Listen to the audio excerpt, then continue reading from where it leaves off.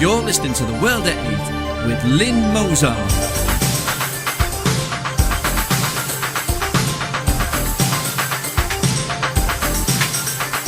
The World at 8, the number one in nationalist news.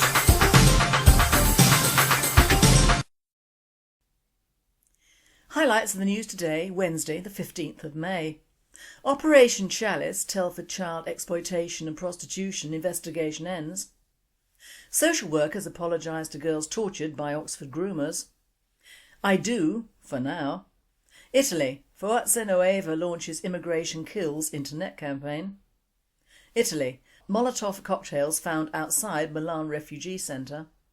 Founder of the euro says catastrophic currency will self-destruct.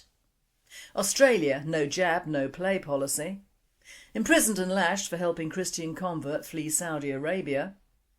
Red Cross plants tree in memory of Palestinian terrorists.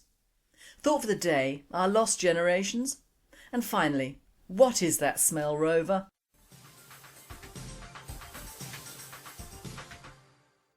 UK News. Operation Chalice Telford child exploitation and prostitution investigation ends.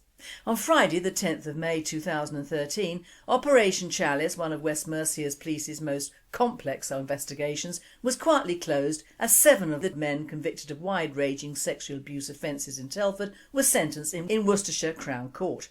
Reporting of the Telford trials was buried by the fanfare surrounding the Operation Bullfinch jury retiring to consider the sexual exploitation charges against 7 men from Oxford.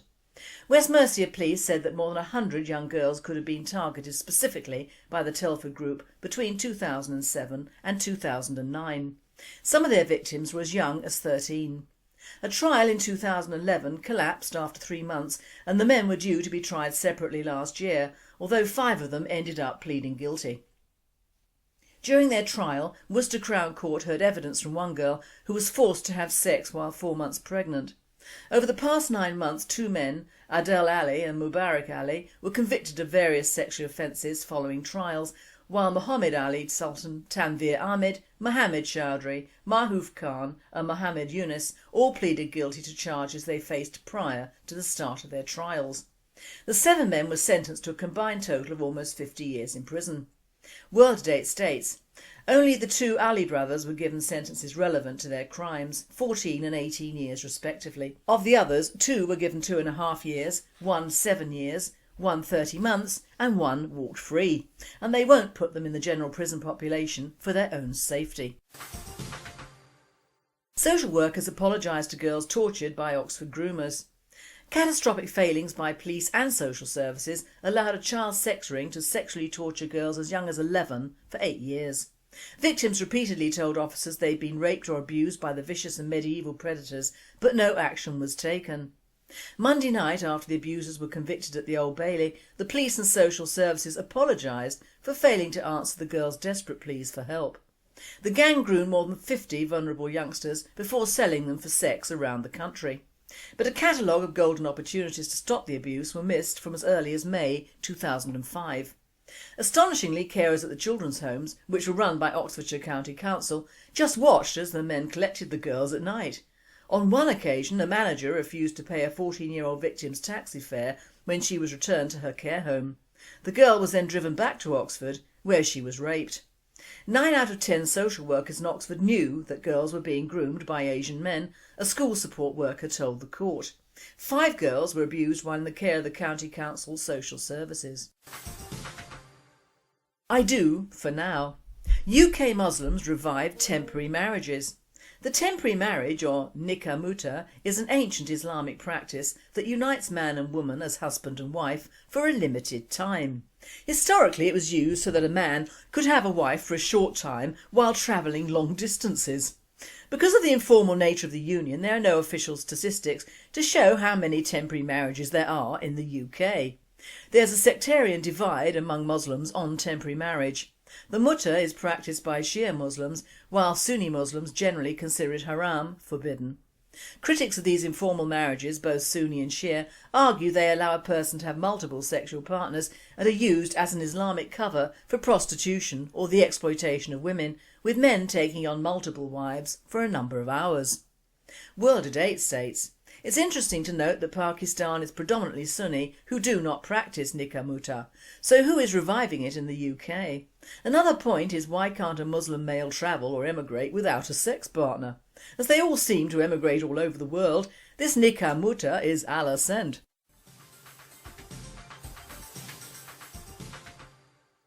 European news. Italy. The Forza Nuova launches Immigration Kills internet campaign. Italy's Forza Nuova party launched an internet campaign on Monday called Immigration Kills, referring to the recent rape and murder of a young woman in Livorno and a pickaxe killing spree committed in Milan on Saturday, both by non-Italians living in the country. The campaign warns against reforms proposed by recently appointed Integration Minister Cecile Kyenge, Italy's first black minister, that would grant children born to immigrants living legally in Italy automatic citizenship. The recent acts nail proponents of immigration reform to their responsibilities and provide dramatic reasons against its applicability, the group said on its site. Marda Kabobo, an undocumented immigrant, killed 2 men and injured 3 others in a string of attacks before being stopped by police on Saturday in Milan. Ablai Nadoyi, a Senegalese national, was arrested on May the 3rd for suspicion of raping and murdering a 19-year-old Ilaria Leone, found strangled to death outside the port city of Livorno. World Date says proof of the pudding is in the eating thereof. Italy. Molotov cocktails found outside Milan refugee centre. 4 bottles full of petrol were found outside a refugee centre in Milan Monday. Anti-immigrant feeling has risen in the northern Italy city since a Ghanaian man went on a rampage with a pickaxe on Saturday, killing 1 man and injuring 4 others. Members of the anti-immigrant Northern League party attempted to link the incident to a softer line in immigration announced by new Integration Minister Cecile Kyenge, Italy's first black minister. But Northern League leader Roberta Moroni on Monday said Kyenge's got nothing to do with it, while arguing her statements would spark a fresh wave of migrant landings. He also said Italy would never accept automatic citizenship for the children of migrants born on Italian soil, another move Kyenge has aired. Founder of the euro says catastrophic currency will self-destruct. As more and more countries within the European Union struggle economically, the euro, the union's common currency, becomes more embattled, with its founder now even predicting its demise. German Finance Minister Oskar Lafontaine, who was responsible for euro's development and launch, is now calling for the end of the single currency in order to let southern Europe recover.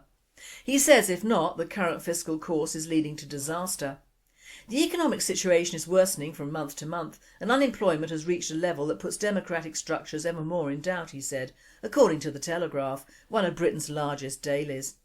The Germans have not yet realised that southern Europe, including France, will be forced by their current misery to fight back against German hegemony sooner or later, he said, adding that much of the current fiscal crisis has come in large part from Germany's squeeze on wages in order to gain export share. World Date states many Brits living in Spain are taking their savings out of that country in preparation for what could come.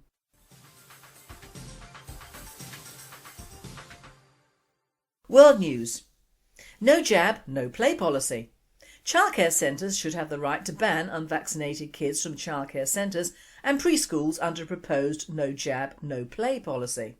Australia's Sunday Telegraph and the Daily Telegraph launch a campaign to stop the rise in the number of children succumbing to preventable diseases because their parents are failing to have them fully immunised. It is supported by opposition leader Tony Abbott, who says a Tony Abbott-led government will crack down on people who choose not to vaccinate their children by supporting childcare centres' right to turn away children who are not immunised and by reviewing family benefit payments to vaccine refusers. In response to the Sunday Telegraph and the Daily Telegraph's No Jab, No Play campaign, the federal opposition leader, whose wife Margie runs a childcare centre, said it was time to act on plummeting vaccination levels. If childcare centres want to implement No Jab, No Play, then they should be free to do so, and we will work with the states and territories to make it happen, Mr Abbott said. Imprisoned and lashed for helping Christian convert flee Saudi Arabia. The Al-Kabar District Court found a Lebanese national and a Saudi guilty of brainwashing a Saudi woman to convert to Christianity and helping her leave the kingdom with a forced travel permit over a year ago. A number of her colleagues testified in the case against the Lebanese national, while her driver testified that he handed over to the man her personal belongings. The Lebanese national sent her personal belongings on to Lebanon. This proved that he had planned out the whole thing and premeditated the woman's conversion to Christianity.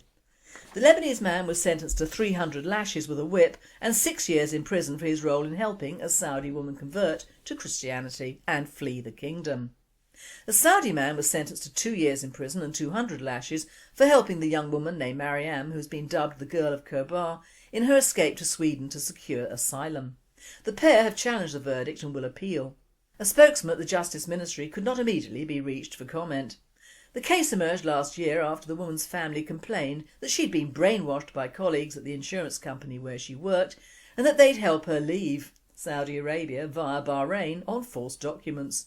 Last year, King Abdullah, who has promoted limited reforms since coming to the throne in 2005, opened a centre for religious dialogue in Vienna that drew criticism because of Saudi Arabia's own lack of religious freedom, and in 2008 he sponsored an interfaith conference in Spain.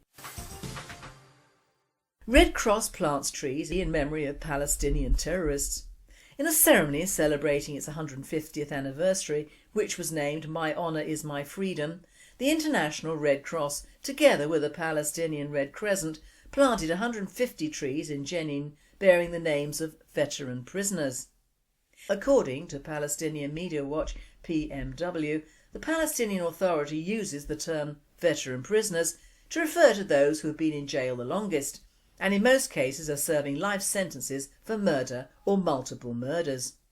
Giorgio Ferrario, representative of the International Federation of Red Cross and Red Crescent Societies, participated in this ceremony. PMW recently reported that Issad Abd Rabbo, who shot and murdered 2 university students hiking near Jerusalem in 1984, was referred to as a veteran prisoner.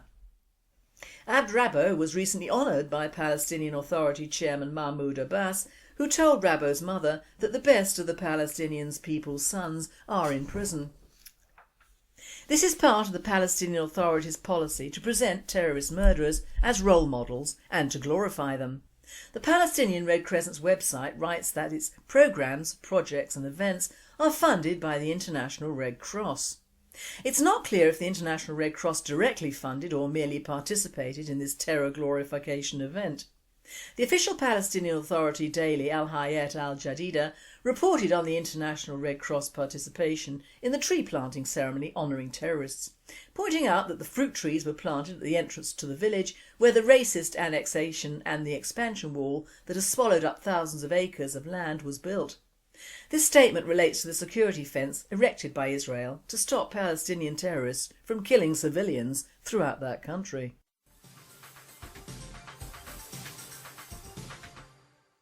Thought for the day: our lost generations? My thought for the day centres on drugs, the use of and the reason why we should clamp down as a nation on drug usage. It isn't, as you will hear, that we have at least a couple of generations of useless people to cater for, both financially and medically, but the crimes and the misery that follows the use of certain drugs and the nasty facts over who is behind the scenes pushing the right buttons. So in short, drug users of any sort, whether hash, heroin or cocaine, run the risk of illness and premature death, and the only people who benefit are the middlemen. And most, if not all, these middlemen are foreign, and most, if not all, the monies gleaned go abroad. I'm ignoring the tobacco industry and the alcohol industry because even though addiction is classed conveniently as an illness and smokers and drinkers all claim they can't stop once bitten, it isn't quite along the lines of cocaine, heroin and the awful man-made drugs from the Far East, China amongst the worst manufacturers and suppliers. There was a fascinating article in the Mail on Sunday about the hash or cannabis trade in this country, and it opened my eyes to what I thought was a recreational drug and relatively harmless. To wit, I had myself participated in eating several hash cakes in Amsterdam many years ago and remember that city in a haze of duality, to say the least. They were the best cakes I've ever tasted, so I'm in a bit of a quandary here. But according to a gentleman called The Consultant, who has the majority stake and who is at least English, cannabis growing is fast reaching biblical proportions in the UK, and of course the monies relating to the selling and reselling are astronomical. A total of 750,000 cannabis plants were recovered by the police in 2009-2010, with the largest concentration found in West Yorkshire, Greater Manchester and the West Midlands. The energy used to grow these plants is also enough to fund many of our old age pensioners through the winters. £100 million worth of electricity is being stolen from us in the UK to enable these plants to grow at an unnatural rate in order to clean, block up and sell on at a higher pace. But on a really bad note, cannabis is also carcinogenic. This means if you smoke 3 joints a day, that's equivalent to smoking 20 cigarettes. This suggests that up to 30,000 people a year contract cannabis-related cancer, so not much joy there either. The really bad fact about cannabis is that nowadays it is mostly foreigners growing it and selling it on to anyone who can pay. As an East London dealer whose family had contact with the craze says, that in order to accommodate a range of hash, he has to deal with a very wide range of gangsters for each brand. North London Turks who have the best hash from Afghanistan, West London Sikhs who bring it in from Nepal, and gangs of French Moroccan mafia who bring it in from Morocco. Now I remember the days of the craze and indeed worked for a firm who catered to the craze in London in my youth, and I'm still of the mind that if we had the craze today, we wouldn't have the foreign-owned and funded criminals over here profiting from our lost souls. If I need to get effed over by someone, I would rather it was my own tribe as opposed to another one. Call me racist if you will. But as this guy says, soon the London underworld will be crawling with so many bloody foreigners that the police are going to lose control. And it'll be like living in the Victorian times with crooks and pimps on every street corner trying to make a quid. A lot of these people from abroad are much more desperate for cash than the Brits. The cities will soon be overflowing with them, and that's when the real problems will begin. And bless him, he does have a salient point there. And that is the future problem. We are already losing young men and women to drugs of every single variety that the warped human brain can come up with, from smack to pills, and most, if not all, are now manufactured and peddled from a foreign place or a foreigner. Now China is synonymous with opium. It has imported opium for probably thousands of years, and all the Brits did was latch onto the funds and cause 2 opium wars in China. In fact, Chinese-run opium dens were part of the early 19th century life in the UK. I'm not going into the subject of the opium wars in China, but there is a link below to Wikipedia which has all the facts. A small portion of those are that at the time of the First Opium War, 1839 to 1842, within the Chinese Mandarinate there was an ongoing debate over legalising the opium trade itself. Even the emperor at the time, a teenager who spent most of his time in bed with his concubine Zizi, was a user of the drug. However, legalisation was repeatedly rejected, and in 1838 the government sentenced native drug traffickers to death. Around this time the British were selling roughly 1,400 tonnes per year to China. In March 1839 the emperor appointed a new strict Confucian commissioner, Ling Zezhu, to control the opium trade at the port of Canton. His first course of action was to enforce the imperial demand that there be a permanent halt to drug shipments into China. When the British refused to end the trade, Lin blockaded the British traders in their factories and cut off supplies of food. On 27th of March 1839, Charles Elliot, British Superintendent of Trade, who had been locked in the factories when he arrived at Canton, finally agreed that all British subjects should turn over their opium to him, amounting to nearly a year's supply of the drug, to be confiscated by Commissioner Lin Zezhu. In a departure from his brief, he promised that the Crown would compensate them for lost opium, which proves all wars are down to money and nothing changes in the world of drugs. Now the heroin trade is building up over here as well, with the offshoots of smack, and I've dug up a few facts over this and cocaine because I really don't have a clue as to what is what really. Now heroin is derived from the opium poppy, which is native to the Middle East and Southeast Asia. It also grows in some regions of Central and South America. The substance that is turned into opium is found in the seed pod of the plant. It's cut open to extract a juice which is used to make morphine. The morphine, which is a legal drug used to relieve pain, may be used to produce heroin. Heroin is derived from morphine and can be called H, smack, junk or horse on the street. It can look like a white or brown powder. Black tar heroin is dark and sticky. This drug can be injected, smoked or snorted. It is also the subject of an interesting leaflet written by our Tony Bamber titled A Crime Against Humanity and Time for Muslims to Apologise and Time for Them to Make Amends, because it is almost an entirely Islamic method of bringing in funds for their jihads and terrorism, and is also responsible for helping Muslim gangs to abduct and pimp out our young girls in the UK. The heroin trade is a deadly and effective method of reducing a population wholesale, without them really knowing or caring about what's happening. It was the supposed reasoning of the West in invading Afghanistan to demolish the poppy fields, but which has not been carried out. Tony is effectively calling for a legalisation of the heroin trade to take it from the hands of the Muslims and into our government's coffers, instead of funding crime and terrorism throughout the world, as well as untold misery. About 415,000 Brits are caught in the traders' traps, and that figure is rising at an alarming rate, along with the migrant population of importers and pushers. Age is at the core of criminal gangs, pimps and worse. Our UK prisons are full of foreign criminals, and the figures of 2009 show that out of the 140,000 criminals in British prisons, 65,000 have to be put on methadone to stabilise their addictions. And the bill our taxpayers are paying out for police, courts, prisons, rehabilitation and healthcare is growing by the year. Every year 100,000 die from overdosing or bad heroin, and 500,000 die from heroin-related illnesses. This is thousands of our young people, and usually, certainly, non-Muslim youngsters. 100% of the heroin imported into Europe and the UK is from Afghanistan.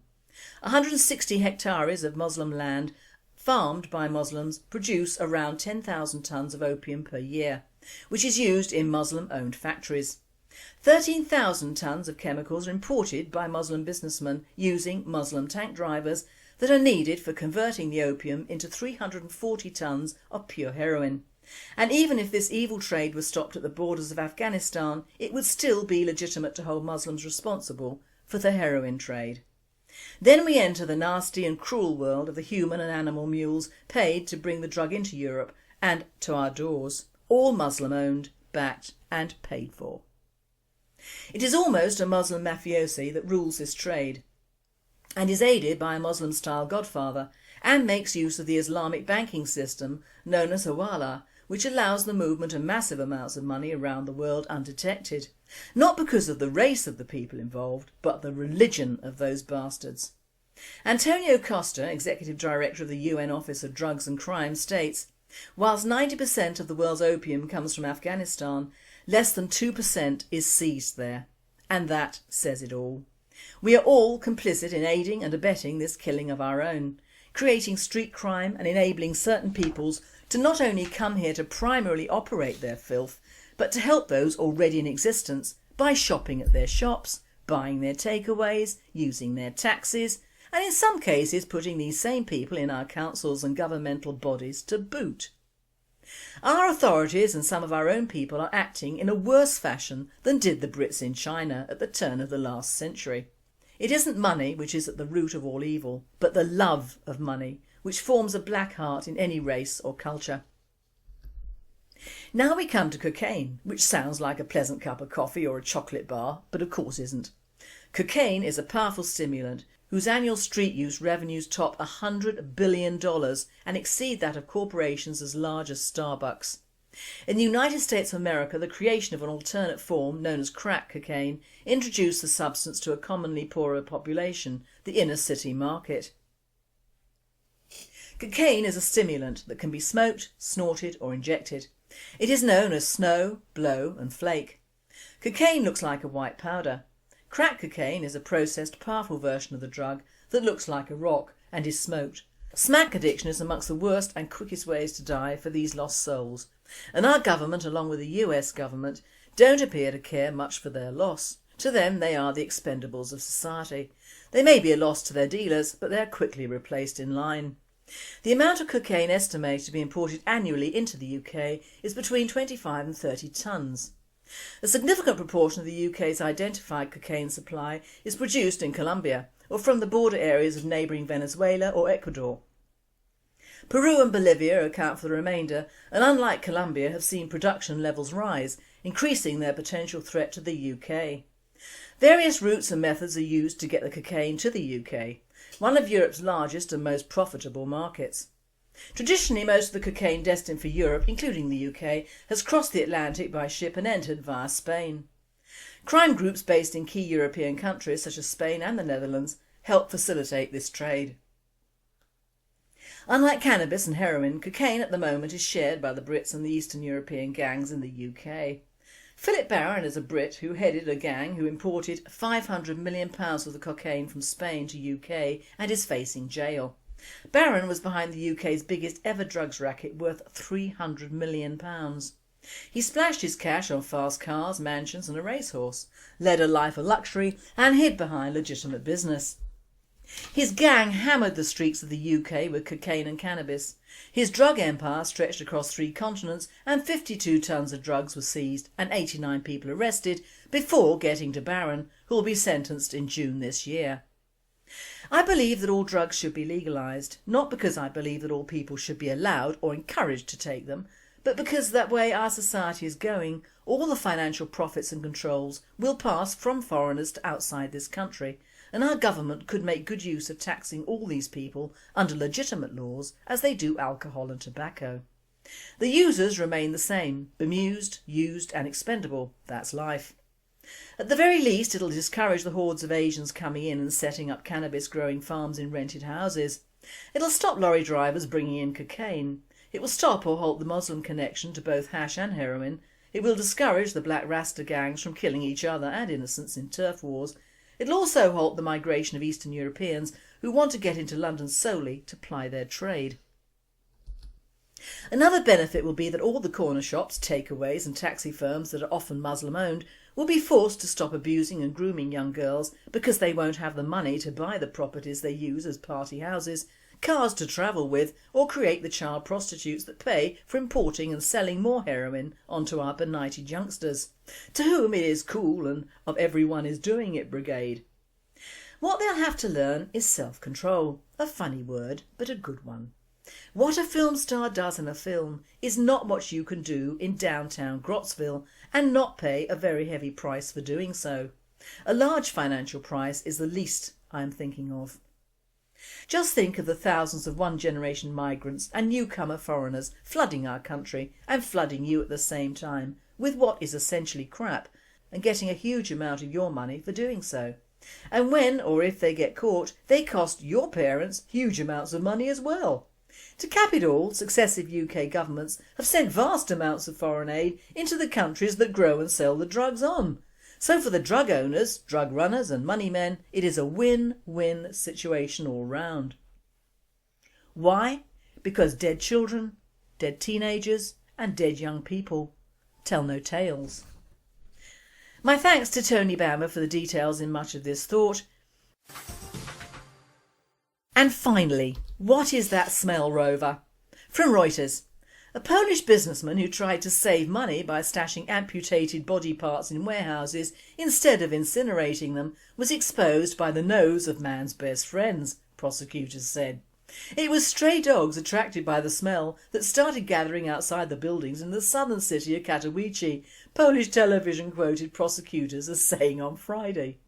Police were alerted and made the grisly discovery when they searched the compound, broadcaster TVN CNBC reported.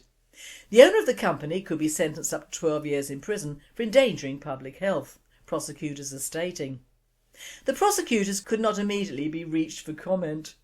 According to the report, the company had contracts with around 300 medical hospitals and clinics to dispose of medical waste, which included amputated body parts. It was broadcast that the company initially buried the waste underground at a private plot, and when that space ran out, started using the warehouses, and prosecutors found 100 tonnes of medical waste that the firm had failed to dispose of in a fit and proper manner. World Today says, I feel a bit sick with this one. The people finding the parts need a medal as I'm feeling a bit poorly over here, and the doggies need to be fed as a reward, otherwise it would have gone on much longer, as obviously the Poles don't have sensitive noses. There could have eventually been mountains of decomposing body parts stacked up and could have been called the dead centre of Katowice. Sorry. You've been listening to The World at 8. I'm Lynn Mozart and I wish you all a very good night.